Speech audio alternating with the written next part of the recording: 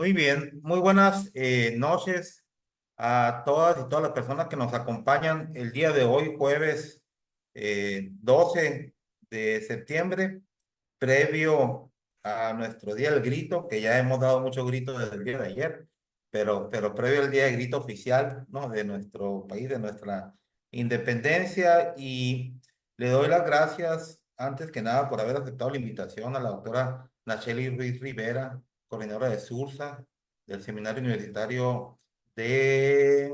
Ah, mira, Riesgos universitario socioambientales. de riesgos socioambientales, perdón. Pues a mi buen amigo, al doctor César Flores Sánchez, nuestro buen amigo Corsario, quien me acompaña en estas transmisiones para poder entrevistarlo. Platicamos antes de entrar en vivo a la sesión, para poder platicar con personas icónicas, referentes en materia de gestión integral de riesgo de desastres, reducción de riesgos, como quieran llamarle, o protección civil en nuestro país y hoy particularmente a nivel internacional, ¿no? Y Hola, buenas noches. Muchas gracias, Mariano. Muchas gracias, Nacheli, por aceptarnos la invitación. Y pues siempre es un gusto el poder compartir, platicar entre amigos, como siempre lo maneja Mariano. La visión del deber ser de la gestión del riesgo de desastre. ¿Cómo la deberíamos aplicar? ¿Cómo debemos enfocarnos en la reducción del riesgo de desastre en México y en la región, por supuesto? Son temas que deben de estar incorporados a una agenda nacional, que deben de estar contemplados en el aspecto no solamente social, sino político, económico, educativo, para, pues, para volvernos un país más seguro, más fuerte, más humano, como dice nuestro querido amigo Enrique Guevara, y tener una región más resiliente ante estos temas de los desastres. Muchas gracias nuevamente, Nacheli, muchas gracias, Mariano. Y pues vamos a comenzar. muchas gracias. Pues bien, nuevamente comento, hoy tenemos como invitada especial a la doctora Nacheli Ruiz Rivera. Y antes que nada, a nombre de César Flores de Corsario y un servidor, pues felicitarla, muy emocionados hace algunas semanas porque pues nos enteramos que a la doctora Nacheli Ruiz Rivera fue invitada y forma parte del Comité Científico Internacional de la Investigación Integrada sobre Riesgo de Desastres. Ahorita la doctora nos platicará qué significa esto, pero antes de que nada, pues darte un gran abrazo, Nacheli. Realmente estamos muy orgullosos de ti, siempre te lo he dicho y siempre te lo voy a repetir. Eres un gran referente en lo personal sobre el trabajo que realizas, y cada vez que hablas en mesa de análisis o das ponencias o entrevistas en los medios de comunicación, aprendemos súper muchísimo porque eres una gran pedagoga, no nada más investigadora. Dice las cosas como podemos entenderlas todo el mundo de manera muy fácil. No sé, Corsario.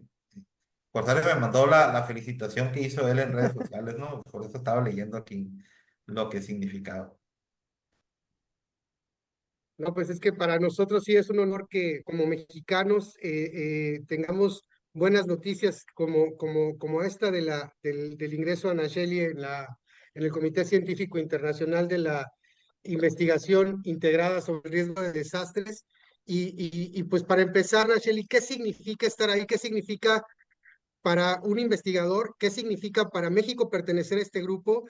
¿Y qué significa para, como sociedad civil, tener una representación en este lugar? ¿Y cuáles son las expectativas en el resultado, en el aspecto de generar resiliencia, de hacer la reducción del riesgo de desastre?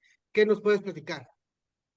Bueno, pues buenas noches a todas y todos. Muchas gracias especialmente a Mariano y César por la oportunidad de estar conversando aquí esta noche sobre todos estos temas. De verdad, de corazón, muchas gracias por los espacios que nos abren y que nos dan siempre.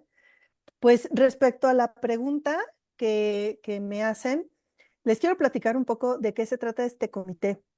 Fíjense que es una iniciativa que tienen de manera conjunta la Oficina de Naciones Unidas para Reducción del Riesgo de Desastre y el Consejo Internacional de Ciencias. Estas dos instancias, digamos que tienen esta preocupación de cómo hacer que la ciencia sea pues abone, ¿no? A los logros de los diferentes acuerdos internacionales que se tienen en materia de riesgos, que bueno, el que conocemos todos es el Marco de Acción de Sendai, pero también hay otras iniciativas a nivel internacional, por ejemplo, para el adecuado uso de información geoespacial en desastres, y hay varias iniciativas de este tipo. Entonces, estas dos oficinas armaron un programa que es el Programa de Investigación Integrada en Riesgo de Desastre, que es, bueno, por sus siglas es IRDR. Y este programa está basado en el Consejo de Ciencias de China. Ellos son los que tienen la oficina de la Secretaría Ejecutiva. Entonces, digamos que cada 4 años se hace una renovación de los comités científicos que van un poco llevando, ¿no?, la batuta acerca de cómo se establecen las diferentes prioridades de la ciencia, de cómo debe abonar la ciencia conforme vamos viendo cómo se van avanzando en las agendas o cómo se va poniendo ciertos temas cada vez con mayor relevancia. Y entonces justamente ahora que fue la evaluación de medio término del Marco de Acción de Sendai, que fue el año pasado, pues fue, digamos, el cierre o el término de este periodo del comité. Para dar mayor referencia, por ejemplo, uno de los miembros del comité anterior era nuestro conocido Alonso Brenes. Él estaba en este periodo del comité, ¿no? Entonces se hace la renovación, y para hacer la renovación se hace una convocatoria internacional, y esa convocatoria internacional le piden estos organismos a sus agremiados pues que propongan candidatos. Y en mi caso, a mí me propuso el Consejo Mexicano de Ciencias Sociales, COMEXO, y el otro compañero que está, que es pues digamos, una eminencia, ¿no?, de la geofísica mexicana, el doctor Jaime Urrutia Fukugauchi. Lo propuso un órgano precisamente del área de la geofísica internacional. Entonces, finalmente entramos en un proceso de evaluación y así llegamos ahorita a este comité. Y en mi caso, la secretaria ejecutiva del programa me propuso ser una de las 2 vicepresidentas del comité, y esa es un poco como la labor que estamos por iniciar ahora en octubre. O sea Así que es la historia. doble felicitación, primero Sí. por tu integración y después por ser nombrada vicepresidenta.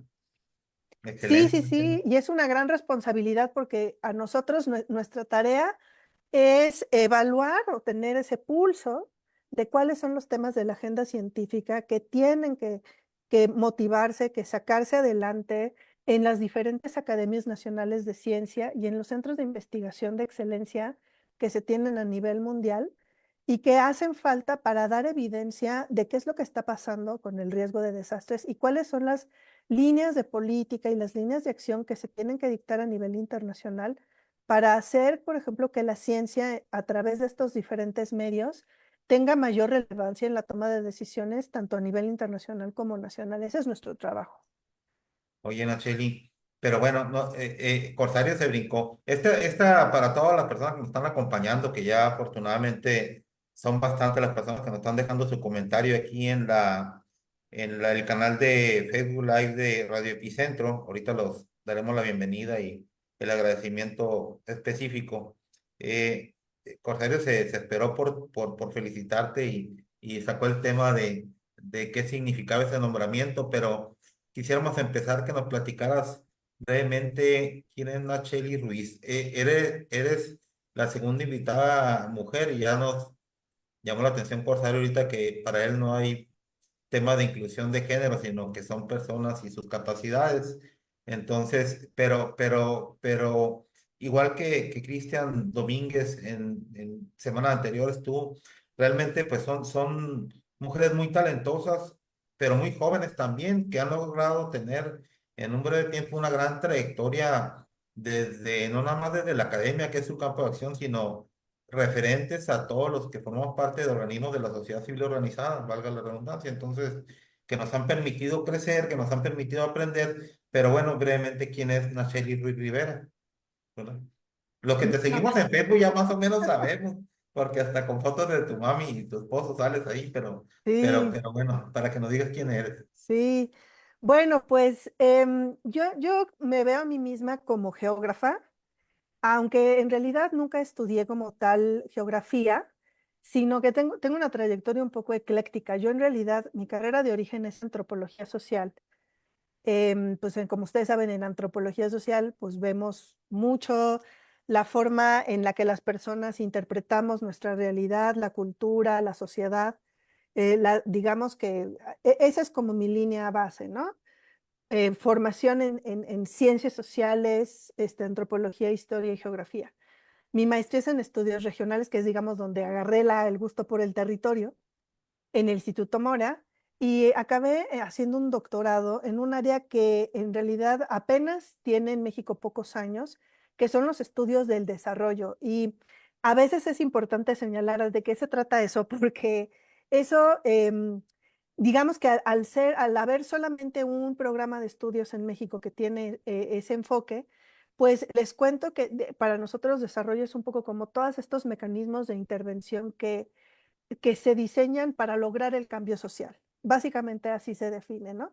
Entonces, lo que hacemos nosotros es tratar de identificar problemáticas específicas que en este caso tienen que ver, por ejemplo, en nuestro caso con el riesgo, pero que podrían ser temas como pobreza, como desigualdad, también cuestiones de a lo mejor de género, desastres, problemas humanitarios desencadenados también por ejemplo, por guerras, por grandes migraciones. Esos son como los temas del área de desarrollo. Y en nuestro caso, en la universidad donde yo estudié, había una de las áreas de especialización tenía que ver con medio ambiente, porque es una universidad muy conocida por los estudios ambientales y yo, desde que venía de la maestría, agarré el tema del territorio, el medio ambiente y la vulnerabilidad social. Entonces, en realidad, si ustedes me ven hablando de vulnerabilidad, ese es como mi área de origen, ¿no? Cómo se manifiesta y cómo se expresa y se genera la vulnerabilidad desde la visión territorial. Y siempre me preocupó mucho justamente estos eventos, tanto súbitos como lentos, que te llevan a perder calidad de vida. Y ese problema de las pérdidas de calidad de vida, para mí ha sido súper importante a lo largo de mi carrera. Y luego fíjense que una de las cosas que probablemente muchos no saben de mí es que a mí me tocó el 2017, como a muchos investigadores de desastre, yo ya venía trabajando un poco ese tema, pero me tocó desde la visión de los afectados.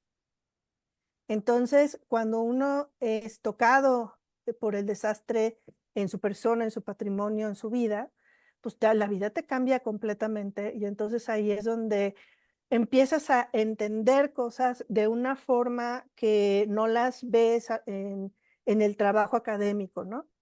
Y una de las cosas que para mí fue muy relevante cuando fui procesando el tema del sismo del 2017 fue que yo no quería, para mí fue como muy vocacional pensar que no quería que lo que estuviera en mis manos, en lo que estuviera en mis manos, que no, las personas no vivieran lo mismo que yo viví, ¿no? Y a eso me he dedicado literalmente los últimos 7 años, a tratar de entender, procesar, objetivar a través del conocimiento académico lo que significa el desastre y tratar de hacer estas pedagogías sociales que tú hablabas, Mariano, em, para tratar de incidir en los ámbitos en los que están a nuestro alcance, ¿no? En la comunicación, en la divulgación, en la investigación y trabajar en esos temas, en la parte de reducción de vulnerabilidad y en nuestro caso en la recuperación. Entonces, pues, digamos así llegamos al día de hoy. Sí, fíjate, y has tenido trabajos muy representativos que obviamente has tratado de traducir también en el Consejo de Resiliencia de la Ciudad de México. Ahorita platicaremos un poquito de eso, donde estás trabajando con Rafael Pérez Vargas, nuestro presidente del colegio. Pero pues finalmente es un consejo que tú coordinas desde la sociedad civil. Siempre que hacemos un webinar, aunque lo hacemos cada 3 semanas, un mes, me pongo nervioso con Corsario porque como está muy lejano allá en una isla en el Caribe, de repente me deja solo y luego entra y sale y entra y siempre me pone nervioso aquí con sus salidas por falta de tener una buena conexión, pero ya regresó.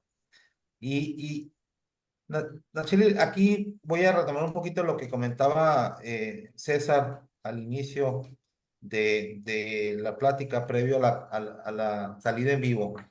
eh, a pesar de tu juventud, como ya lo dije, eres un referente y aquí lo que buscamos en estas charlas que hacemos prácticamente cada mes es tratar de hablar un poquito del deber ser de la gestión del riesgo de desastres, del deber ser de la protección civil, desde la academia, la consultoría, el sector privado y el sector gobierno, obviamente, que es fundamental. Siempre hemos pues platicado, Orsar y yo, que nuestro actuar y los resultados que hagamos, pues obviamente no dependen 100% del gobierno. Hay una gran parte de la sociedad civil también que tiene una gran responsabilidad y que necesita actuar independientemente del gobierno que nos toca a nivel local, estatal o federal. Necesitamos esa parte. Tú lo has hecho muy bien desde tu trinchera y ha sido, según lo que yo he podido observar en estos 4 años que he tenido el placer de conocerte, una crítica muy elegante, ¿no? Sobre lo que está sucediendo en la materia de gestión del riesgo. Eh, Pero no está y- tirando pedradas, ¿verdad? no, no, no, no, no. Ese es un screwball, diría Fernando Valenzuela. Eh, Pero sí ha sido una crítica muy elegante porque dices lo que tienes que decir, ¿verdad? Lo que le corresponde a cada quien, pero asumes una gran parte de la corresponsabilidad de la academia también.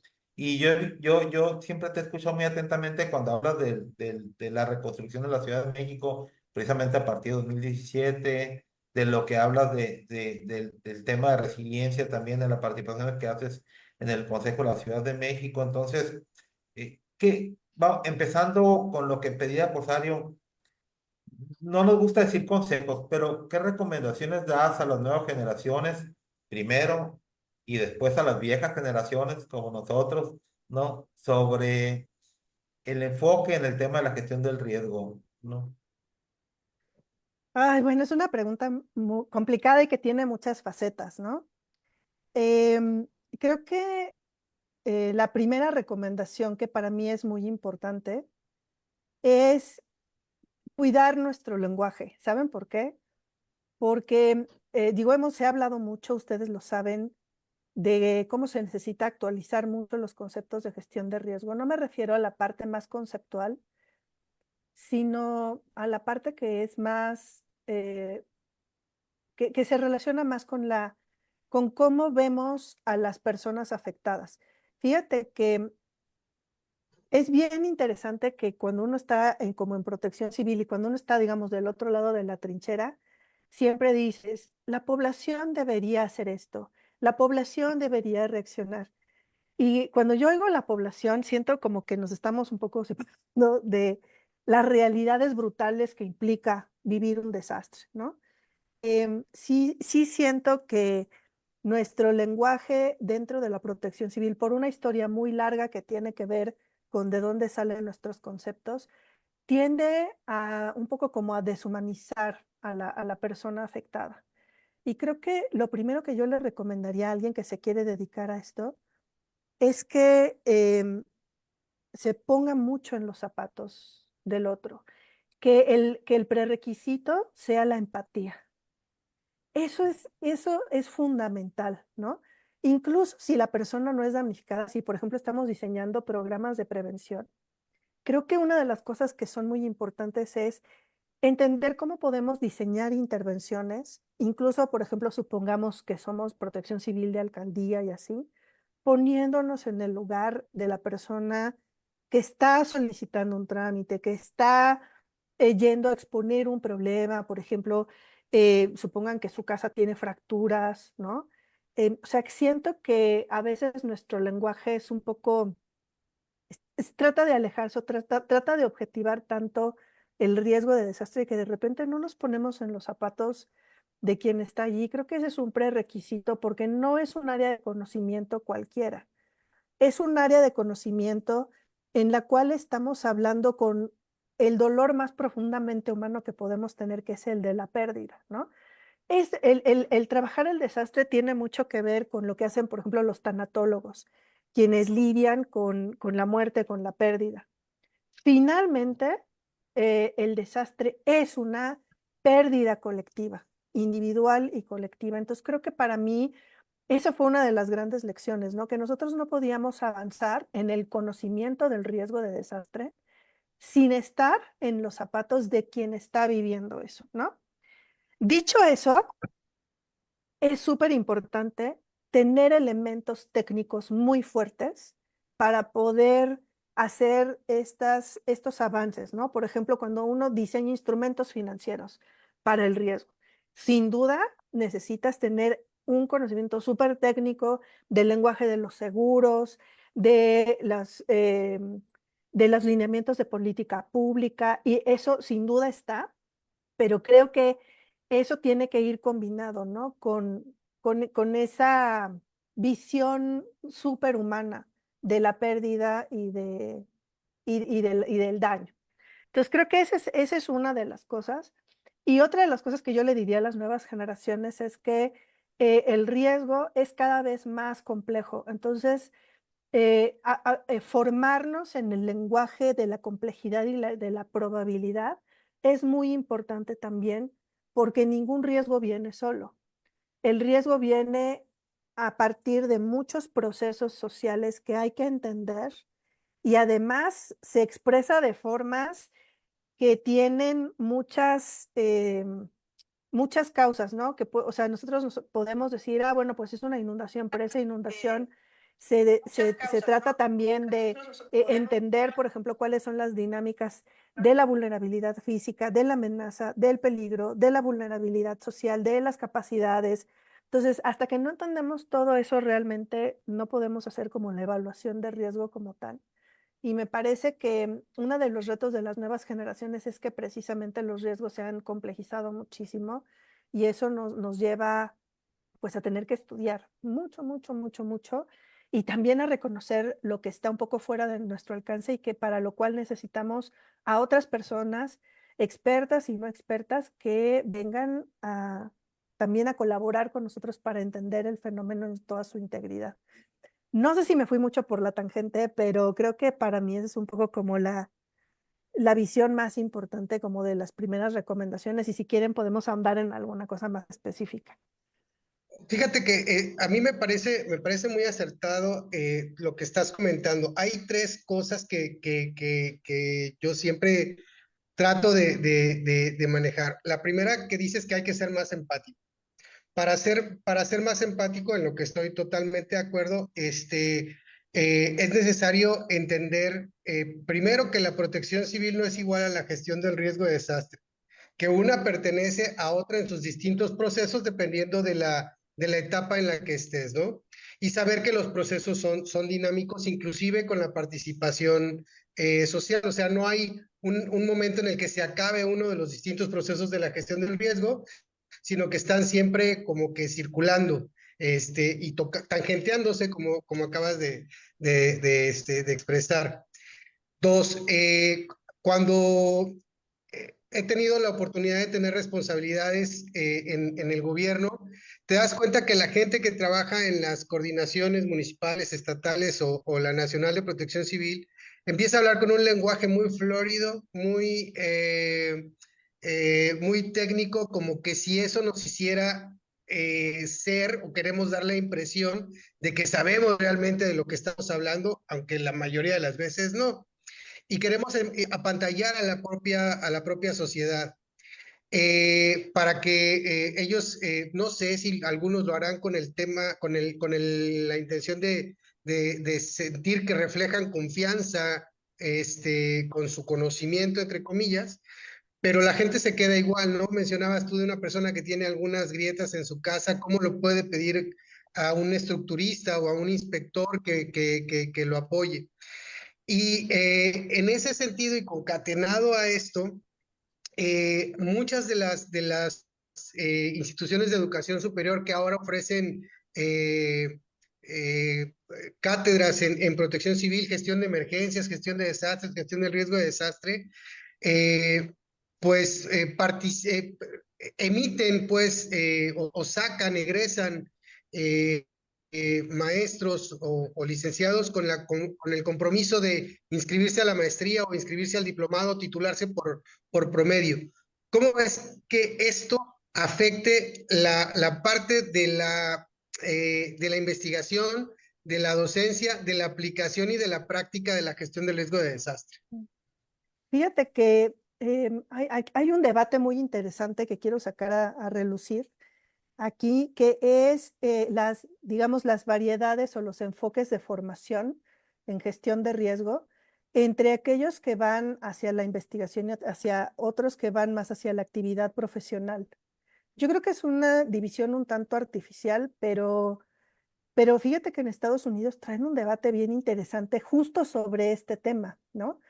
Porque el enfoque que tú tienes que darle a una persona que trabaja por ejemplo, en un ayuntamiento, en protección civil o en áreas de desarrollo urbano o en diferentes áreas, pues, que abonan a la gestión de riesgo, em, sí, digamos que tiene un enfoque un tanto distinto al de la investigación. Dicho esto, no podríamos tener un enfoque profesional sin los insumos que provee la investigación. Y viceversa, la investigación en esta materia no se puede hacer si el investigador en comento pues no ha ido a campo, no entiende el contexto de trabajo en el que se desarrollan los consultores o los servidores públicos. Creo que en ese sentido yo no, más bien lo veo como un continuo de formación en el cual todos tenemos que entender precisamente cuáles son esas variedades de salida profesional en los cuales nos tenemos que enfocar. Porque miren, por ejemplo, a nosotros nos ha tocado en eventos que, digo, nosotros somos académicos, ¿no? Nuestro trabajo, nuestra chamba, pues es pensarle, investigarle, hacer campo, escribir, innovar, o sea, tenemos un poco como esa inquietud, ¿no? Y de repente nos dicen, es que ustedes son de puro escritorio, ustedes no saben nada de cómo estamos nosotros acá partiéndonos acá ya saben qué, pues en las tareas cotidianas. Y la verdad es que sí tengan que decirles, miren, es que aunque no estamos ahí, que sí que lo sabemos, para eso sirve el trabajo de campo, ¿no? Y nosotros tenemos que entender que estas ideas fantásticas acerca de, por ejemplo, cómo tiene que funcionar una alerta temprana, no se pueden implementar desde esta visión, digamos, de la ciencia pura, ¿no? Porque estamos lidiando con instituciones, estamos lidiando con personas que tienen diferentes visiones del mundo y que tienen diferentes prioridades y nosotros no tenemos esa sensibilidad. La ciencia sirve de muy poco y perdón que lo diga así, ¿eh? Pero cuando nosotros tenemos aquí, o sea, las super geovisualizadores que son súper difíciles de entender para un montón de personas, eso y nada es lo mismo. O sea, está bien para hacer investigación, pero si queremos llegar a prácticas sociales que hagan una diferencia en reducción del riesgo de desastre, eso tiene que tener un correlato en las instituciones y en las consultorías que se llevan a cabo. Y al mismo tiempo, digamos, por el otro lado, quien hace consultoría en esta materia no puede hacerla y no puede proponer y no puede hacer los análisis pertinentes si no tiene ciertos insumos académicos que le permiten estar al día, por ejemplo, en cómo se investiga, cómo se instrumentan los fenómenos, cómo se investiga el comportamiento humano en desastres. O sea, es decir, nos necesitamos las dos vías de trabajo. Y creo que eso es parte de una cierta tensión que no está resuelta todavía en las instituciones de educación superior mexicanas, ¿no? Me parece que habría que hacer una reflexión colectiva entre los diferentes programas que se ofrecen a nivel nacional para precisamente tener esta idea conjunta y colectiva de cómo es ese continuum y en qué medida quien trabaja en el ámbito más profesional necesita del trabajo académico y luego, por otro lado, cómo los académicos podemos servir mejor a esas comunidades a través de lo que podemos investigar y a través de las labores de comunicación pública de la ciencia que realizamos desde los ámbitos universitarios. Entonces, yo resolvería esta pregunta hablando de este continuo de conocimiento y de cómo pues nos necesitamos, ¿no? Y necesitamos conocernos y necesitamos leernos y conversar para ver cómo podemos servir a esta misma causa. Fíjate, no sé, Sí, de perdón, por saber, y ahorita que platicabas sobre tu recomendación de ser empáticos, quien fuera o quien quisiera dedicarse al tema de la gestión del riesgo. Y cerraste con una frase muy importante que la quiero concluir con otra virtud, ahí muy, de manera muy subyacente, pues dijiste al finalizar esta intervención, Nacheli, de que teníamos que recurrir a otras personas, fueran especialistas o no, y para poder hacer un trabajo realmente importante. Y aquí nos habla de una virtud también que cobra igual, quisiera decir igual importancia que la empatía, que es la humildad. Y muchas veces en esta materia de la gestión del riesgo, como bien lo decía Corsario, tratamos de aparentar lo que realmente no somos, ¿no? Y sentirnos todopoderosos en el tema de la gestión del riesgo, sabiendo que es una eh, eh, área multidisciplinaria, pues, o sea, no hay nadie que domine la totalidad de los temas de la gestión del riesgo. Entonces, todos nos necesitamos de manera importante para poder realmente incidir, como bien lo comentas, pues. Sí, es imposible. O sea, literalmente es imposible conocer todos los temas. Creo que lo importante aquí es tener conciencia de lo que no sabemos, porque así podemos ir y aliarnos con quien sí sabe, ¿no?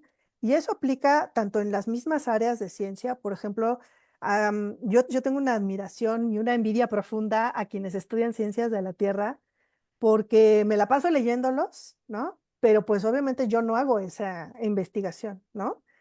Y mi trabajo, en cierto sentido, es hacer un poco como esa traducción a las áreas de aplicadas, de ciencias sociales aplicadas, pero a mí me queda increíblemente claro que yo no hago esa investigación y al contrario, ¿no? Mi trabajo ha sido, por ejemplo, entender los matices, ¿no? De cómo puedes tú preguntarle diferentes cosas a un ingeniero geotecnista sísmico estructural, ¿no? Y también a los diferentes áreas de la geofísica, la geología regional, o sea, como entender quién te responde qué área. Y también lo que tú dices, Mariano, es muy importante. Es fundamental reconocer los saberes no académicos. Y esto o sea, les voy a poner un ejemplo. Nosotros hacemos mucho trabajo con gobiernos locales. En gobiernos locales te encuentras personas increíblemente conocedoras de su territorio, pero también claro. de las condiciones de su administración pública. Tú tienes que escuchar qué necesitan, qué te están pidiendo, qué necesitan de ti académico, la gente que está trabajando en las áreas donde te están pidiendo la consultoría, porque ellos son los que saben a quién se van a enfrentar y cuáles van a ser los procesos políticos con los que van a lidiar una vez que tú tengas un resultado. Por ejemplo, si tú sacas un mapa de riesgo, ustedes lo saben, los mapas con diferentes elementos de riesgo tienen muchas repercusiones en la sociedad. O sea, a mucha gente no le va a gustar que le pongas una zonificación restrictiva o te van a decir, oye, ¿por qué me pones que soy vulnerable? Y otros te van a decir, ¿por qué no me pones que soy vulnerable si soy vulnerable? ¿No? Y quienes son los conocedores del proceso político y social de sus localidades, pues son estos servidores públicos o estos consultores, y ellos no son académicos, pero saben muchas cosas que ya quisiéramos los académicos, ¿no? Entonces, a eso me refiero con que cuando hacemos investigación, nuestra tarea es acercarnos con el que sabe, con el que puede y con el que siente, con el que tiene el pulso de la realidad en la que queremos incidir. Y eso es una cosa importante que hay que desarrollar más, creo. Pero si me permiten, el tiempo aquí en esta charla te pasa muy rápido, Nachel, ya llevamos media hora y necesito darle las gracias a quienes están conectados aquí en la transmisión en vivo. Saludo a Diego Gallegos, allí en la Ciudad de México, a Emiliana Javira, a Fernando Salmerón de Puebla, Marta Marín de Tamaulipas, buenas noches. Marta Néstor Garduño de Puebla también, dice muchos saludos y felicidades, reciban buena vibra positiva, reconocimiento a nuestra doctora Nacheli, afectuoso y cálido abrazos desde Puebla. Emma Lina Chavira también, Gabriela Topete de Hermosillo, Carlos Peláez nos está viendo en la transmisión, Raúl Galas Garrido desde Chile, Antonio Ornelas también está viendo el programa. Ale, pero no sé, Ale. A Raúl Garrido nos dice saludos y admiración desde Chile. Steffi Jiménez en Ciudad de México, saludos, Steffi. A Héctor Paz, presidente de Radio Epicentro todavía, saludos, Héctor. Al maestro Eduardo Vargas Ábalos, nos manda saludos desde la Agencia Federal de Aviación Civil en Ciudad de México. Arturo Ornelas también nos manda saludos de Puebla. Robert Segura, Rose Peña, saludos de Puebla. A la doctora Nacheli, Julián Morales Endejos, un saludo al doctor César Flores desde Cayo Capilla, de Belice. Ya empezaron a salir tus admiradores, por favor. Ya están los tuyos también, ya vi ahí de Hermosillo. Ya mi Alicia está viendo el programa, a Gwendolyn, Wendy Morales, saludos Wendy, le manda saludos a Nacheli, Wendy Morales, Marcelo Chino está viendo el programa, Alejandro Estupiñán Cuevas, saludos, Javier Rodríguez desde Monterrey, saludos Javier, a Lau Andy, también saludos, qué buena conversación. Leticia Hernández, saludos Leticia desde hasta Playa del Carmen.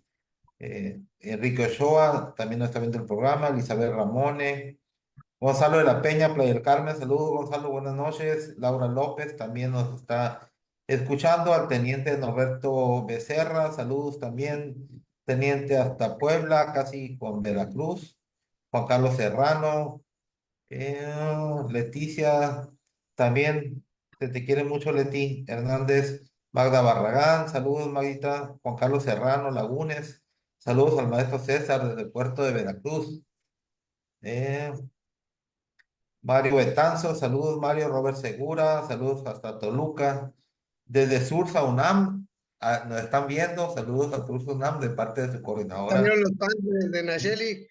claro. José Delfino Roldán Luyando, Jesús Gómez, Armando Rivera, también saludos, éxito, doctor Flores, a Gloria Brachi, saludos hasta Mendoza, un abrazo con mucho cariño, Gloria, de parte de quienes estamos aquí en el panel, Armando Rivera, saludos a Corsario también, Shana Liva está viendo el video, Susana Baños, José Delfino Roldán, ya lo comenté, Cristian Hernández, Octavio de Grupo Avanza, saludos, Sara Mota, Viane Bosques, Licenciada Cristina Esquivel también nos está viendo. Gela Barrio, saludos. María Luna, Armando Rivera, también le mandamos saludos. Paco Lara, Alejandro Estupiñán, empatía, algo fundamental en todos los ámbitos. Saludos a Corsario desde Puebla. José Ramírez Páramo, también nos está viendo. Al doctor Raimundo Padilla, querido amigo, un abrazo de quienes estamos haciendo aquí el programa. José Eleazar Sarmiento, Deigna Zavala también nos está escuchando. Enviamos saludos el doctor Raimundo Padilla, enviamos saludos del doctor José Emilio Barros Suárez y un servidor desde la senaduría Julia de Villajuárez, en Villa Álvarez, en Colima. Saludos a los dos grandes amigos. Marisol Q, Deya Zavala, a nuestro amigo Memo Soto. Saludos hasta Iztapalapa, ¿no? Hasta la capital del mundo, en Ciudad de México. Eurípides Diana, saludos Eurípides. Angie Gómez Barroso, Rosalinda Reyes, mi admiración total, doctora Nacheli, extraordinaria invitada, se lucieron que nos lucimos contigo, José y yo, Nacheli, te dice Rosalinda Reyes hasta Puebla. Maki Está Ross, estrenando su maestría. ¿eh? Está Gloria estrenando Rodríguez su Pejel, maestría. saludos, Gloria. Juan Carlos Serrano Lagunes, Maki Ross, Oscar Oliva García, saludos, nuestro estimado amigo Oscar Oliva, de Ingeniería Geotécnica, está viendo el video, Rosalinda, nuevamente, saludos, Rosalinda, Lucrecia Torres y Lynn Medina, un saludo, Lynn. Eh, Son quienes nos están dejando aquí su mensaje en los comentarios de la transmisión en vivo de Radio Epicentro. Adelante, Corsario. Oye, Nacheli, para retomar, tú ahora en esta época que es la transición de una administración a otra, ¿cómo pensarías desde la desde el punto de vista académico, desde el punto de vista de la ciencia, que debería ser, cuál debería ser el perfil de quien vaya a manejar la Coordinación Nacional de Protección Civil? Ay, bueno, pues antes de pasar a la respuesta, nada más quiero agradecer a la comunidad, oigan, está genial escucharles y saber que están todas y todos ustedes conectados. Gracias a todos, ¿no? Les mando un abrazo. Em, pues fíjate que creo que lo primero que para mí es fundamental es que el área de gestión de riesgos tiene que regresar a las áreas civiles. Tiene que estar en la Secretaría de Gobernación, sería lo más lógico, pero creo que habría que revisar un poco cuál es el lugar óptimo para poder hacer estas tareas, porque la gestión del riesgo tiene este componente preventivo y tiene este componente más social, más territorial, más de recuperación, donde hay muchos asuntos de bienestar que hay que trabajar. Entonces, yo creo, estoy convencida, sin dejar de mencionar la labor de las Fuerzas Armadas, verdaderamente para hacer gestión de riesgos, pues se necesita regresar a áreas civiles que tengan una capacidad de ver más allá en toda esta labor de transversalización que nos ha pedido un montón la Oficina de Naciones Unidas, ¿no? Y además hay que señalar que en esto no estamos solos. O sea, ahorita que yo estoy trabajando ahorita con la Oficina de Naciones Unidas de las Américas y el Caribe, y la verdad es que la mayoría de los países tiene estas áreas de gestión de riesgo, ya sea en el Ejecutivo, en las áreas de presidencia, o en las áreas que son correspondientes a los ministerios del Interior. Hay un gran debate en Latinoamérica, quienes nos están viendo en Chile, Argentina, Colombia, Uruguay, no me dejarán mentir. O sea, esto no es un tema propio de nosotros. O sea, es algo que se discute. ¿Cuál es el lugar de la gestión de riesgos en la administración pública? No hay una respuesta única, depende de cada país, pero sin duda las áreas civiles que tengan mayor capacidad de transversalización son el lugar adecuado, ¿no? Esto además tiene que ver con cómo logramos no nada más las áreas de los niveles federales, sino las áreas de gobiernos locales, ¿no? Porque en nuestro Claro. caso, como en muchos casos de otros países de América Latina, la prevención se hace fundamentalmente en los gobiernos locales. Y los gobiernos locales tienen muchos problemas de financiamiento, de capacidades, de posibilidades de regulación que efectivamente pongan límites, ¿no? Por ejemplo, a las malas ocupaciones del territorio. Entonces, eso no es un problema solamente de la organización de la administración pública, por ejemplo, sino de un tema que para mí es muy importante, que no veo en ningún lado y que creo que deberíamos mencionar, que es la fiscalidad. ¿Cómo le hace un gobierno local para hacer acciones preventivas? Pensemos en su atlas de riesgos, pensemos en sus programas de desarrollo urbano, pensemos en la capacitación que necesitan para llevar sistemas de información geográfica, catastros, el personal propio de protección civil, la relación con, digamos, las áreas federales. Todo eso necesita gente que sepa sistemas, que sepa administración, que sepa geotecnología, y eso necesita dinero, ¿no? Entonces, para mí, creo que la idea de cómo veo la gestión de riesgos es en el área de gobierno que te permita trabajar tanto en la transversalización de los niveles federales como en el trabajo con el gobierno local. En Ahora, cascada. exacto. En ese sentido, la Coordinación Nacional es un órgano que tiene una función muy específica en un momento muy específico del riesgo de desastre, pero que no es ni remotamente el único, ¿no? Entonces, yo la verdad es que lo que me pregunto es si lo que nos conviene es tener una Coordinación Nacional de Protección Civil. Me parece que tendríamos que empujar en la agenda a una coordinación que lidie con los temas de gestión de riesgo. Aquí quiero hacer un paréntesis y les quiero mencionar que este debate de cómo tiene que ser la institucionalidad de la gestión de riesgo es uno de los temas de un fascículo que vamos a presentar el próximo 20 de septiembre. Acá en el seminario universitario también lo vamos a transmitir. Y en ese fascículo hacemos una revisión de lo que dicen los órganos internacionales, el Banco Mundial, la Oficina de Naciones Unidas, acerca de cuáles son las instituciones de la gestión de riesgo. Y allí, por ejemplo, nos habla de diferentes modelos, ¿no? Un modelo es que haya un área de gobierno entera que se dedique toda a prevención, atención de emergencias y recuperación, toda. O bien, Como Colombia. es más complicado que eso, fíjate. El ejemplo que se pone normalmente en este caso, que de hecho lo menciono en el fascículo, es un caso en India, donde hay una instancia en una de las provincias que se dedica a todo esto, ¿no? Todo implica coordinar desde los apoyos sociales, la identificación de los damnificados, la distribución de los servicios públicos, desde medicina y salud mental hasta apoyos físicos, reconstrucción, o sea, todo. Creo que en el caso de México eso no opera porque es un país demasiado grande, extenso y complicado. Por escala no opera, pero en este mismo documento se debate cómo tendría que ser una instancia, digamos, suprarreguladora de la gestión de riesgo, que a su vez tenga bracitos, ¿no? En las diferentes secretarías y en diferentes gobiernos, coordinando y teniendo una visión de conjunto desde la parte del territorio, la parte de la prevención, la parte del diagnóstico de riesgos, la parte de la alerta temprana, hasta la parte de ejecución de la De la emergencia respuesta. y de la respuesta y de la recuperación integral. Entonces, ese es un gran tema.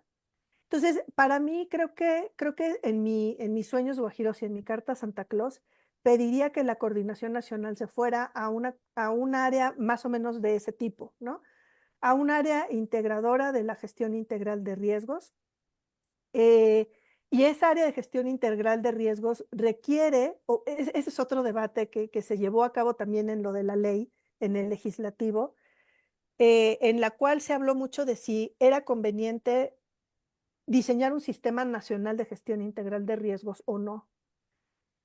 Había quien decía que sí, que era la única manera de hacer que funcionara esta instancia supranacional con bracitos, y había quien te decía que no, había juristas que te decían que no era conveniente porque los sistemas nacionales tenían una historia complicada de poder realmente ser, eh, digamos, buenos ejecutores de las metas en las que nos estábamos interesando.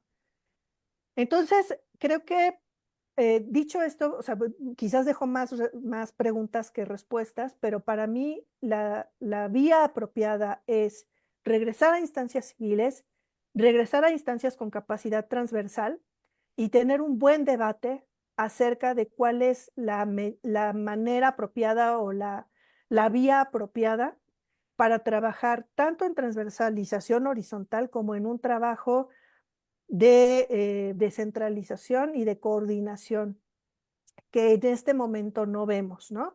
Le estamos dando a los estados y a los municipios muchas responsabilidades sin que tengamos una administración que facilite el financiamiento y la capacitación de estos gobiernos.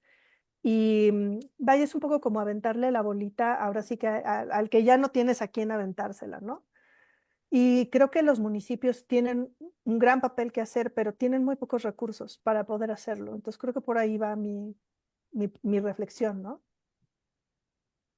Nacheli, y ahorita con lo que comentas, perdón, Corsario, en 2019, que fue cuando tuve la fortuna de conocerte precisamente en las reuniones del Congreso de la Cámara de Diputados, cuando se está abriendo el análisis a una nueva ley, pues te escuchaba a ti, a la doctora Iracema Alcántara, al doctor Circo Puente, precisamente hablando eso, de la transición del Sinaproc al Sinagit. Eh,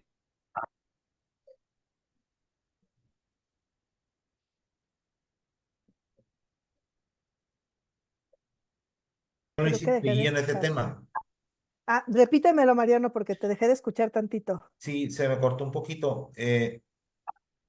La academia ya no insistiría en el tema de la transición de un SINAPROC a un SINAGIP, como se insistió en 2019, cuando los escuchaba a Iracema Alcántara, a Sergio Sí. Puente, a ti, por lo que acabas de comentar. Sí, creo que la transición a un SINAGIRD es importante. Creo que la discusión es más bien sobre cómo se ve ese SINAGIRD en la ley orgánica de la administración pública. O sea, ahora sí que como decimos comúnmente, pues el diablo está en las letras chiquitas, ¿no? Por supuesto que debe haber un SINAGIRD, pero el tema es cómo va a operar ese SINAGIRD, ¿no? Porque en nuestro sistema, las diferentes secretarías tienen funciones muy específicas y el nivel de coordinación no tiene las facultades para poder hacer esa transversalización en todas las secretarías.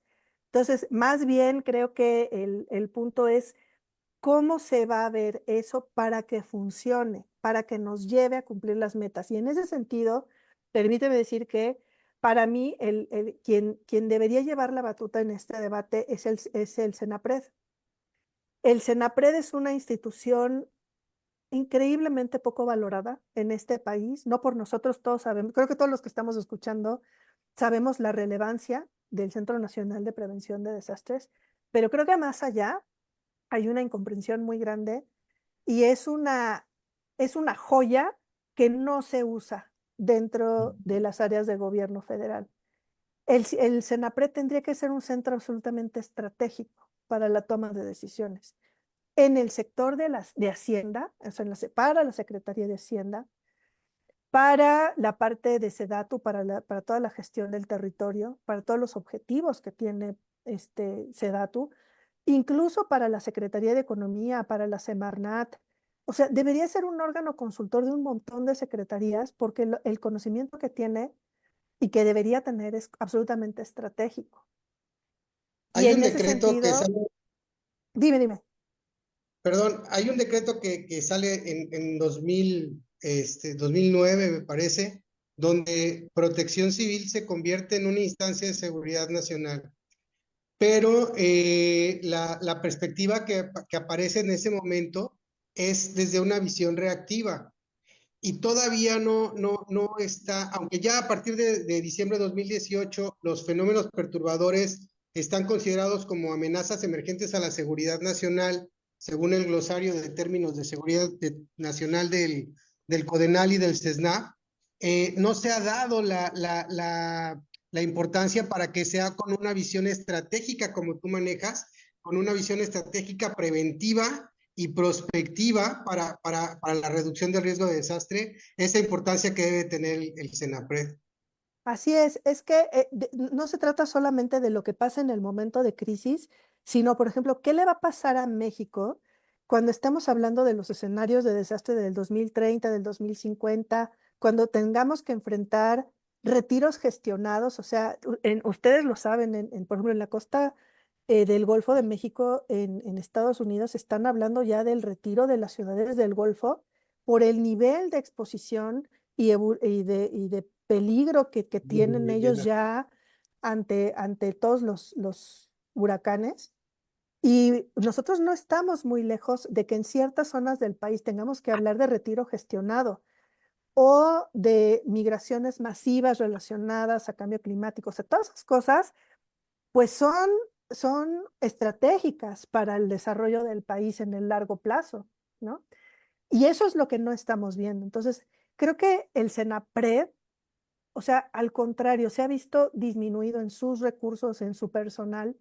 Y para mí, la primera acción estratégica que debería existir es el fortalecimiento del Centro Nacional de Prevención de Desastres. Han dicho que que esta área en particular se podría ir a la nueva Secretaría de Ciencia e Innovación, lo cual no me parece mal, pero creo que de todos modos habría que discutir cómo desde esa secretaría se puede coordinar estratégicamente con otras áreas que le permitan tener mucha más incidencia en el conocimiento del riesgo y en lo que dice César, ¿no? En la prospectiva. Nos vienen décadas complicadas, difíciles, y reitero, la institución por excelencia que debería estar discutiendo esto en términos de evaluación del riesgo, digamos, desde la parte física y económica, pero también desde la parte de política pública, es el Senapred. Entonces creo que la primera apuesta sería decirle al nuevo gobierno, híjole, te tienes que poner las pilas con esta institución, ¿no?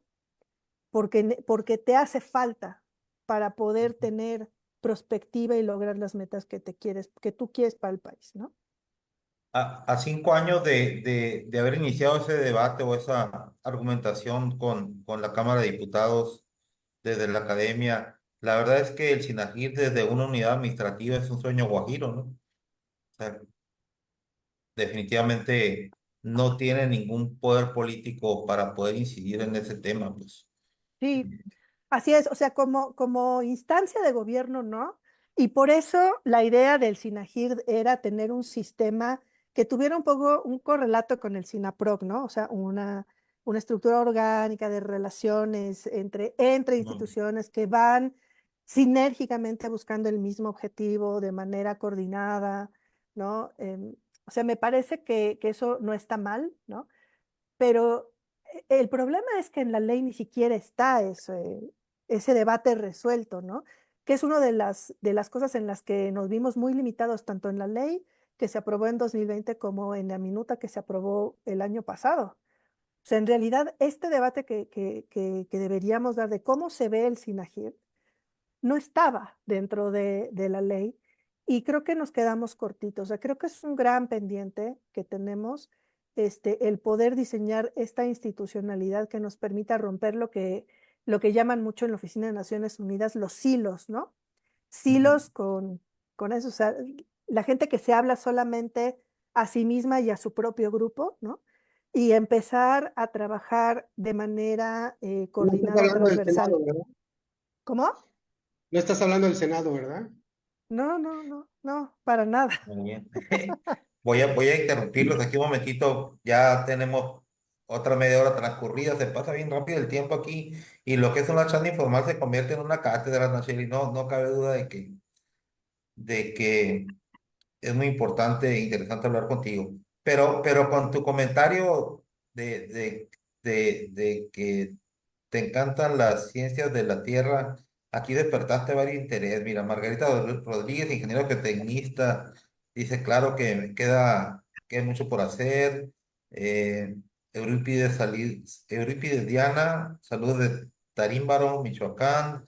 Juan Carlos Serrano Lagunes, saludos desde Puerto de Veracruz. Oscar Oliva nuevamente nos manda saludos. Corsario, felicidades a la maestra Ruiz. Narciso Rivera también manda saludos. Eh, a ver, Maqui, es que es la misma. Margarita Rodríguez dice, puedo colaborar con una investigación geotécnica en función de riesgos en la zona. Tengo algunas iniciativas, con gusto colaboro. Gracias por la invitación, César Flores. Un abrazo a toda la mesa. Lucrecia Torres, un gusto verlo y saludarlos. Maestra Ruiz Rivera, excelente los comentarios, congruentes, muy visible y genuina la preocupación. La preocupación. Luz María Luna, buenas noches. Gaby Topete nuevamente manda saludos desde Hermosillo. A mí también me ven, tengo una seguidora aquí en Hermosillo. Lucas, saludos. Luis García nos está viendo. Ernesto Flores, saludos desde Nicaragua. Jorge Antonio Rodríguez Morgado está viendo el programa. Luis Eduardo Pérez Ortiz también nos está escuchando. Raúl Adrián Morales Salazar, saludos. Perdón, Ernesto Flores nos manda saludos desde Honduras, no era Nicaragua. Luis Eduardo Pérez Ortiz Cancino, un admirador de nosotros, yo, ¿no? Bueno, de Nacheli sí. Extraordinario programa, saludos cordiales desde la Universidad Autónoma de la Ciudad de México. Bébel Hernández Castro nos manda saludos y felicitaciones desde Costa Rica. Rodolfo Fierros nos está viendo en el programa. Carlos Peláez también nos está escuchando. Miguel Ángel López Alba está siguiendo la transmisión. Gloria Brachi te hace una pregunta, Nacheli. ¿Cómo considera usted, doctora Ruiz Rivera, la necesidad de gestión de la comunicación del riesgo. Dentro de la gestión integral del riesgo de desastres, excelentes reflexiones. Muchas gracias por compartirnos, gracias por su brillante trabajo. Ahorita te doy tiempo para contestar. Luis García, muy interesante entrevista. Saludos a la maestra Nacheli Ruiz desde Acapulco. Samuel Ávila, el segundo seguidor mío de Hermosillo, lo está viendo. Jesús Ramiro está viendo el programa. Héctor Martínez Farías, un gusto saludarte, maestro. Un gusto poder escucharlos. Felicitaciones, gracias por su tiempo. Un abrazo, don Héctor. José Antonio Paniagua también manda saludos. Laura López. Ian Snyder está viendo el programa. Angie Gómez Barroso también lo está viendo. Saludos desde siempre, equipos de emergencia, a los ponentes. Efectivamente, el Senapred debe ser líder, sin embargo, nuestro gobernante no tiene esa cultura educativa de la importancia de la atención a desastres y más ahora con estos gobiernos actuales. Yo nada más estoy leyendo lo que aquí escriben. Y Javier Rodríguez desde Nuevo León. Saludos, Javier. Excelentes reflexiones. Y felicidades a la doctora Nacheli. Gracias, Marrano y Corsario, por este programa. Entonces, si gustas contestarle a Gloria Bracci, Nacheli, sobre la importancia de la comunicación del riesgo en la HIP. Bueno, la comunicación, fíjense que para nosotros en las ciencias sociales hay ciertas teorías sistémicas de las ciencias sociales. Esto a veces es un poco raro de decir porque como que se piensa que las teorías de sistemas son muy propias de justo de la ecología, las ciencias de la Tierra, pero en ciencias sociales hay muchas teorías de sistemas y una de las teorías de sistemas más interesantes habla justamente de los elementos comunicativos como parte fundamental de ese sistema, así como, pues, no sé, por ejemplo, en un bosque, un ecólogo lo que observa, pues, son unidades de energía, ¿no? O sea, los arbolitos buscando el sol para hacer la fotosíntesis y todas esas cosas. En los sistemas sociales, esa energía, esa unidad que mueve a la sociedad es la información, es el proceso comunicativo. Entonces, para el tema de la gestión del riesgo, es bien interesante cómo esa comunicación se vuelve uno de los elementos fundamentales, porque fíjense, no, ustedes lo saben, esto se estudia mucho en las fake news y demás. A veces no importa los hechos objetivos que nos pueden dar las diferentes ciencias, lo que importa es lo que uno cree y cómo valora, ¿no? Cómo ponderas los elementos de riesgo que tiene tu existencia. Entonces, creo que una de las áreas menos investigadas precisamente es la comunicación de riesgos y cómo tenemos o llegamos a algo que en ciencias sociales conocemos como, y aquí me atrevo a echarles un conceptito, racionalidades situadas. ¿Qué quiere decir racionalidades situadas? Quiere decir que cada uno de nosotros ve el mundo desde cierta perspectiva y el error grande de los científicos tradicionales es pensar que esa visión que tiene, por ejemplo, alguien que construyó su casa en una ladera o que tiene no sé, un departamento y tira un muro de carga, ¿no? Para poder ampliar la cocina. Nosotros decimos, ay, eso es una irracionalidad, eso es una locura. Y lo que dicen estas teorías es, fíjense que no.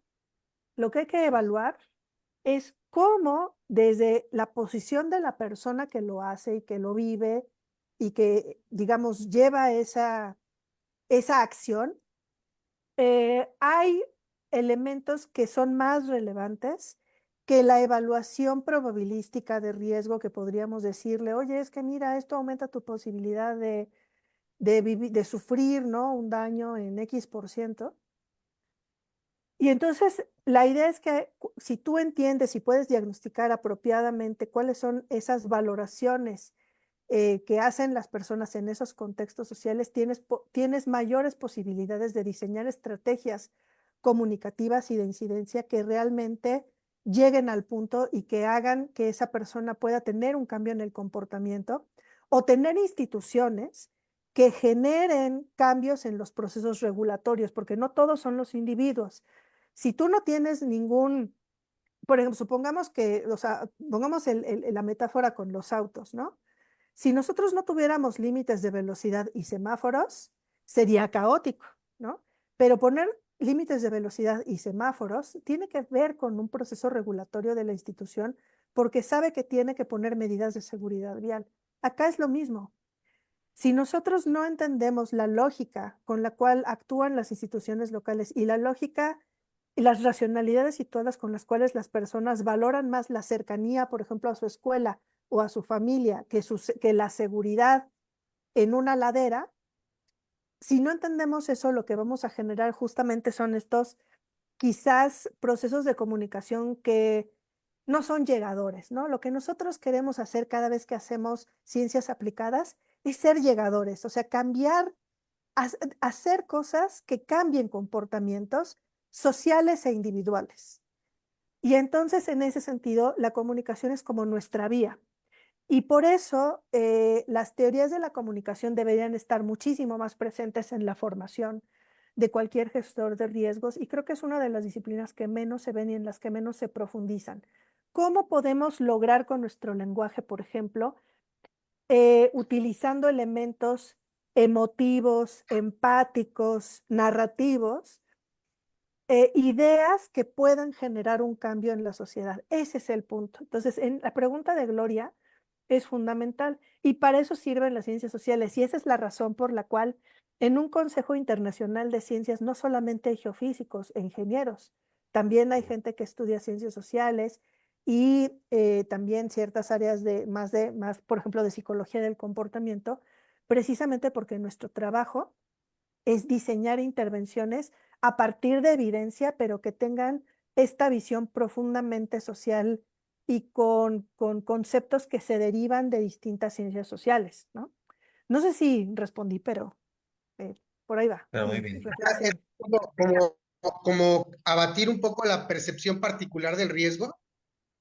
Sí, sobre todo porque esto es una cosa que vemos mucho en clase, el lenguaje probabilístico del riesgo no es pegador, ¿no?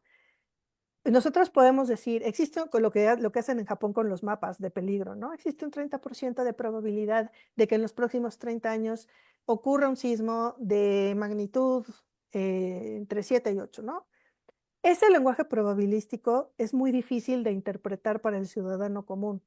O si decimos, esta es una inundación que tiene un periodo de recurrencia de 100 años, normalmente nadie nos va a entender si decimos eso fuera del ámbito de los profesionales científicos y de protección civil.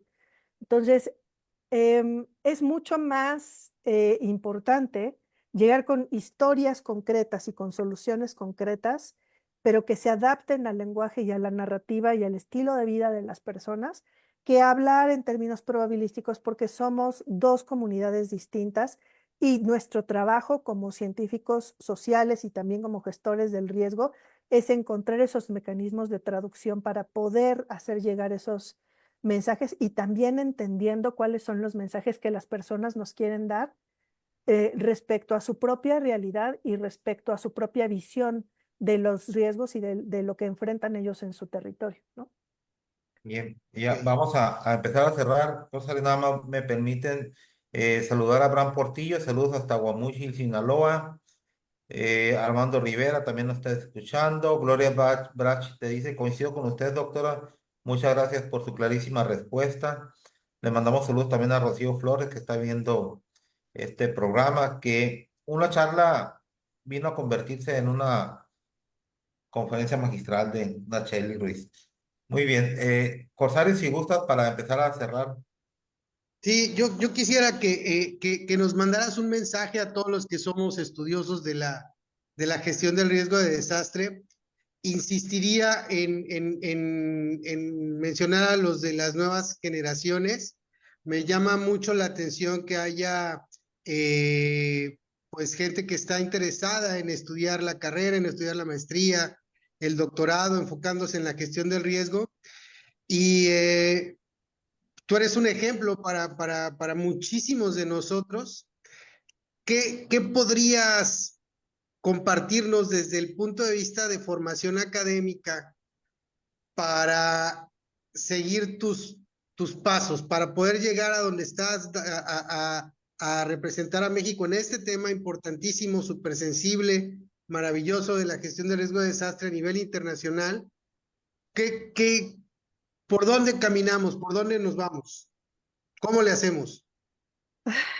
Bueno, para las nuevas generaciones, creo que un consejo que sí es muy importante es que traten de entender el riesgo de desastres desde una perspectiva pues multicultural. Fíjense que a mí una de las cosas que me ha dado muchas respuestas a preguntas muy existenciales es ver cómo se expresan los desastres en otros contextos, en otras latitudes.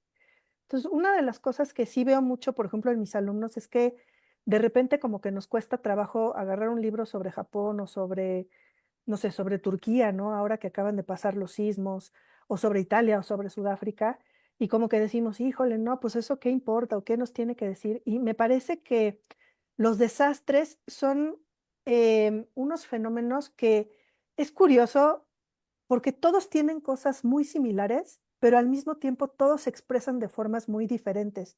No sé si tiene sentido lo que acabo de decir, pero a veces después de leer sobre muchos desastres, te das cuenta cómo cada uno tiene ese sabor particular de cada región, de los problemas que tiene cada región, pero al mismo tiempo ves muchas cosas en común, ¿no? Y esas cosas en común es muy importante que las nuevas generaciones las lean porque fíjense que los desastres que vamos a enfrentar en las próximas décadas también tienen causas muy comunes a todos nosotros, ¿no? El tema del cambio climático no es una verdad de perogrullo, en serio nos va a marcar y a permear a esta generación. Entonces, leer lo que pasa en Centroamérica, en Estados Unidos, en el sureste asiático, entiendo que a veces sea difícil de conseguir la bibliografía y eso es una gran crítica a la academia. Creo que la academia o sea, se debe al conocimiento social, a la pedagogía social, pero si pueden, si está en sus manos, lean lo que pasa en otros lugares, porque encontrarán muchas respuestas de su propio proceso, de su propio municipio, de su propio estado. O sea, no echen en saco roto el tema de los desastres como un fenómeno global. Eso a la vez te da justamente esa empatía de la que hablábamos al inicio, te da mucha capacidad de ver a la humanidad, ¿no? Nuestra humanidad, todo lo que nosotros tenemos en común al momento de sufrir un desastre y también las dificultades que tenemos en muchos lugares para solventar estos problemas y para llegar a perspectivas preventivas. No se imaginan lo común, o sea, la cantidad de cosas en común que tenemos con el país que gusten, o sea, con India, con Japón, con Italia, incluso el sur de Estados Unidos, tiene un montón de cosas en común, aunque tiene otras Cuba, instituciones, otro Venezuela. esquema, Cuba, el Caribe, es decir, en eso sí estamos muy hermanados, pero hay que decir que la lectura no es sencilla, entonces un buen propósito para alguien que se quiera hacer profesional es tratar de encontrar esta información. Justamente en el seminario universitario tenemos como mucho esta preocupación y tratamos de poner bibliografía, recursos, ¿no? Que estén al alcance de todo mundo porque sabemos lo importante que es que las universidades y los centros de educación superior pongan esta información a disposición de todo mundo, pero sí quiero insistirle a las nuevas generaciones que los problemas que vamos a ver en México no son, no, o sea, no nos miremos al ombligo. O sea, es bien importante ver las experiencias de otros países y también ver cómo ellos han enfrentado y solucionado y a veces han generado innovaciones en administración pública y también, por ejemplo, en alertas tempranas y en mecanismos de comunicación. Eso siempre nos da mucho reflejo de lo que nosotros podemos hacer y nos hace también sentir un poco como acompañados, ¿no? Entonces, en ese sentido, esa capacidad que tengamos nosotros de generar lenguajes comunes con otras latitudes siempre va a ser algo de lo más positivo y es algo de donde nos vamos a poder agarrar cuando sintamos que ya no tenemos respuestas o que a lo mejor nuestros gobiernos no dan, ¿no? Bueno, pues en todo el mundo es así y en muchos lados se encuentran innovaciones y soluciones que a lo mejor ni siquiera tienen que pasar por gobiernos, que pueden ir a sociedad civil, que pueden ir a estas asociaciones profesionales, en otros casos en la academia, ¿no? La sociedad civil organizada tiende a responder mucho y creo que también es una de las lecciones. Y el gran punto para nosotros es cómo hacer que ese acompañamiento y acción social se mantenga en el tiempo, porque es como muy, digamos, está muy restringida a los puntos de emergencia, ¿no? Pero si nosotros logramos hacer una organización social sostenida en el tiempo, podemos generar impactos mucho más a largo plazo, que es lo que estamos buscando. Entonces, creo que a mí eso me ha dado muchas respuestas vitales, filosóficas, pues de vida, ¿no? Esa lectura. Muy bien, voy a mandar los últimos saludos. Rocío Flores está viendo el programa, Alberto Shortstop, a veces beisbolista, pero así dice Alberto Shortstop. Eloy Girón también nos está viendo, nuestro querido amigo, el ingeniero Francisco Lance Uresti Valdés, también está viendo el programa. Armando Rivera, muy interesante, entretenido, éxito, también nos saluda desde Veracruz. Eh, DJ Martínez Garza, sabe ser músico, ¿no? Y David Albores, saludos hasta Playa del Carmen, querido Ha David. de ser más. No, no quiero dejar pasar aquí la oportunidad porque me dijeron, Nacheli, salúdame con mucho cariño a la escuincla, no le digas quién soy. Dice, no, pero solo mis iniciales y empieza con Gonzalo y Yo termina sé con quién Peña. es. Empieza Gracias con por lo de Gonzalo y termina Escuincla con una vez Peña, dice. más. Eh, de Gracias, este, saludos, Gonzalo. muy bien. Pues ya para terminar, quiero, a nombre personal, la verdad, Nachili, siempre es un placer escucharte, agradecerte mucho que hayas aceptado la invitación. Yo sigo instrucciones de Corsario, él me dijo, invita a Nacheli, pues yo tuve la suerte de contactarte. Y ahorita que nos atiendes recién desempaquetada, ¿no? De tu viaje a Europa para recibir tu nombramiento y trabajar en las primeras reuniones. Invitamos a la doctora Nacheli Ruiz Rivera y luego a la coordinadora general de SURSA UNAM y ahora pues a la integrante de una organización de Naciones Unidas muy importante desde la academia que va a incidir. Yo me quedé impresionado cuando dijiste ahorita antes de iniciar el programa que la doctora Iracema Alcántara inició con la transición del marco de acción de Hyogo al marco de Sendai y ahorita le toca a dos mexicanos, a ti y al otro colega también de la UNAM, especialista en geotecnia, geofísica, participar en la aceleración de la evaluación de la evaluación del medio término del marco de Sendai para lograr o tratar de lograr mejores metas. Ya nos habían anticipado que los ODS probablemente no se cumplan para el 2030 y sería muy triste que tampoco los objetivos del marco de Sendai se cumplieran en el paso que vamos hoy en día. Sin echar campanas al vuelo, pues digo, los gobiernos siempre dicen que va muy bien, pero pues ahí viene relativo, ¿no? Y qué bueno que desde la academia se empiece a evaluar el informe que dieron los gobiernos para ver cómo podemos mejorar un poquito los objetivos y alcanzar un poquito los objetivos del marco de Sendai como nuestro marco máximo en materia de reducción de riesgo de desastres. Eh, ¿Algún comentario final, Nacheli, para hacer la palabra a Corsario y que él cierre el programa? Pues un poco refiriéndome a lo que tú acabas de decir, Mariano, a nosotros justo en el nuevo comité nos toca, bueno, nada más aclaro que el viaje no fue para eso, eso va a ser apenas el mes que Ah, viene. bueno, Fuimos a porque, al Congreso de la Va a Unión cambiar mañana, ¿no? Geográfica, de la Unión Geográfica Internacional, donde, o sea, precisamente pues ok. en las mesas donde se trabajan parte del papel de los geógrafos en esto. Por cierto, estuvimos en Irlanda. En Irlanda, un hito fundacional de la historia de Irlanda es un desastre, es una hambruna, la hambruna de 1845. Lean sobre eso, está padrísimo, está increíble entender cómo marca profundamente la historia, ¿no? Bueno, regresando al tema de los indicadores, me parece que una de las cosas bueno, tú dices que luego hago críticas elegantes. este, el tema de los indicadores es una crítica elegante. Necesita ser criticado porque los indicadores pueden ser aliados, pero también pueden, de alguna manera, hacernos que nos durmamos en nuestros laureles, ¿no? Y como tú bien dices, hay muchos indicadores que se derivan de la evaluación de medio término de Marco Sendai, no solo en México, en varios países, donde realmente creo que no estamos reflexionando con suficiente profundidad si realmente estamos llegando a las metas, ¿no? Por ejemplo, la prioridad 3 habla del financiamiento del riesgo, ¿no?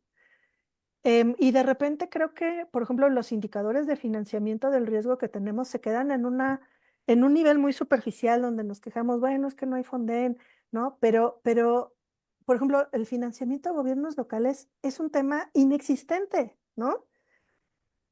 ¿Por qué no estamos hablando y por qué nuestros indicadores no están hablando de la fiscalidad entre gobiernos, ¿no? O también qué tanto lo que estamos invirtiendo se aplica a la prevención, porque la mayor parte de los fondos, ustedes lo saben, han trabajado en eso mucho tiempo, se dedican a la respuesta, ¿no? Pero el financiamiento de la prevención es un tema bien olvidado. Entonces, eso no está reflejado en los indicadores y es parte de lo que estamos trabajando justamente. Cómo desarrollar estrategias mucho más críticas, mucho más integrales de financiamiento del riesgo, simplemente para ilustrarlo con la prioridad 3 del marco de acción de Sendai, ¿no? Y bueno, de recuperación, ni les digo.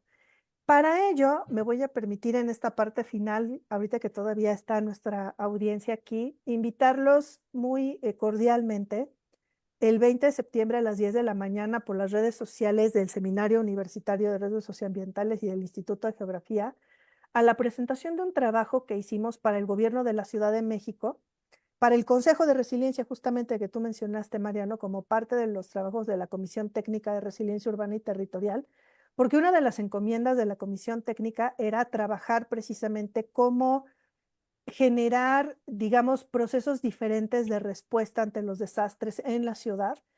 Y pues acá hicimos una valoración muy basada en documentos técnicos, por ejemplo, en auditorías, hay muchísimas auditorías citadas, donde realmente vemos cuáles fueron los problemas, por ejemplo, en armar los censos, en la distribución de recursos, en la atención integral, tal como lo marca, por ejemplo, el Programa de Naciones Unidas para el Desarrollo, en la atención a la población damnificada. A veces parece como que somos, reitero, muy chilangocéntricos y hablamos solo de la Ciudad de México, pero bueno, es mi área, ¿no? O sea, es mi campo de trabajo. Y la idea era ilustrar con lo que pasa en la Ciudad de México procesos que pueden ser útiles también para otras áreas del país. Pensemos, por ejemplo, en lo que pasó en Acapulco, ¿no? O simplemente en las herramientas que tienen otras entidades, Quintana Roo, Veracruz, Chiapas, que ustedes saben que tienen muchas herramientas y un desarrollo institucional interesante, pues que, digamos, a través de vernos en este espejo, podamos desarrollar esta idea de cuáles son las herramientas preventivas para la recuperación. Suena un poco raro, porque a veces prevención pensamos, pues que no pase el desastre. Bueno, pero como ustedes saben, en el mejor de los casos tenemos un riesgo residual ante los desastres y aún así tenemos que enfrentar procesos de recuperación que, como digo, decimos en el fascículo, es la última oportunidad para hacer lo correcto y para reducir el sufrimiento evitable.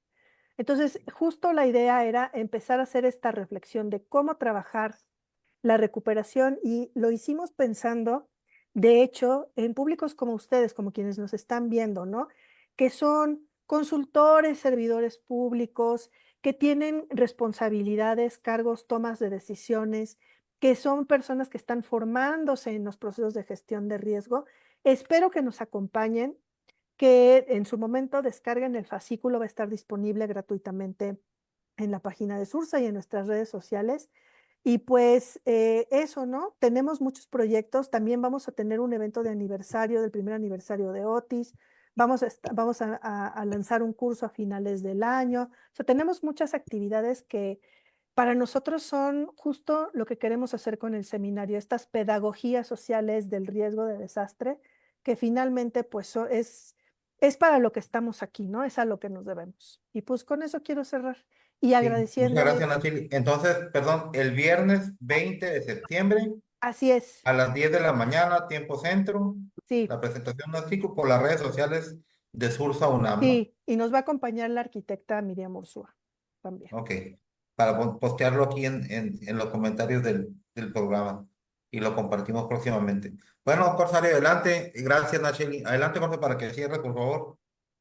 Pues Nayeli, muchas gracias. De verdad me quedo con un gran sabor de boca. Te insisto mucho, ha sido un placer.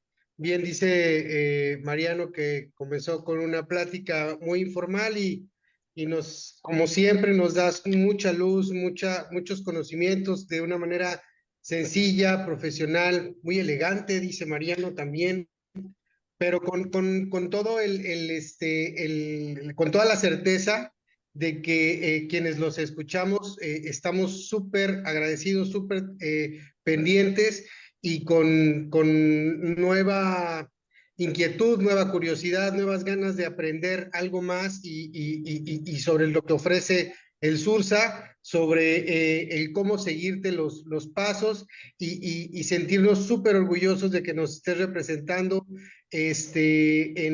evidentemente es por logros personales, pero cuando es así, lo sentimos como nuestro siempre y que haya una representación importante a nivel internacional en la gestión del riesgo de desastres en este comité de investigadores que vas a integrarte el próximo mes. Muchísimas gracias Mariano, muchas gracias Miguel. Y bueno, pues muchas gracias a todos los que nos acompañaron esta noche. Nos vemos el próximo mes con otra charla entre amigos. Muchas gracias. Gracias a Gracias, todos. Miguel Ángel Fuentes, por el apoyo en la transmisión. Gracias y buenas noches. Buenas Bye, noches. Nacheli. Un abrazo, que Bye. descanses. Gracias, Gracias a Corsario. todos.